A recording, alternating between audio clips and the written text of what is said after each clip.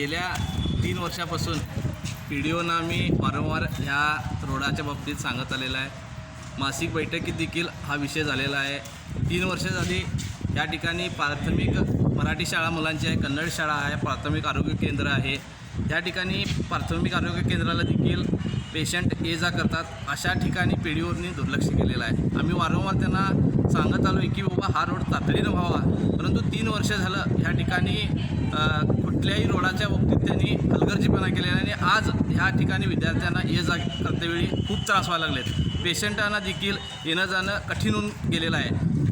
PDOनी extension एरियामध्ये भरपूर विकासाला प्राधान्य दिलेलं आहे आणि ह्या आमच्या मुदगे गावामध्ये विकासाला भर दिलेला आहे, दुर्लक्ष केलेलं आहे.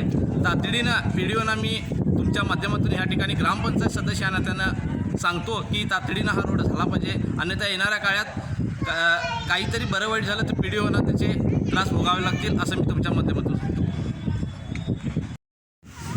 आपलं नाव सांगा. नमस्कार, माझं नाव अस्मिता भाऊकाना पाटील. मी मुदगा गावातील रहिवासी आहे. आज इथं SDMC मराठी स्कूलमधले SDMCचे अध्यक्ष, उपाध्यक्ष, पालकवर्ग, त्याचप्रमाणे ग्रामपंचायतचे सदस्य व पालकवर्ग सर्वजण इथं उपस्थित आहे.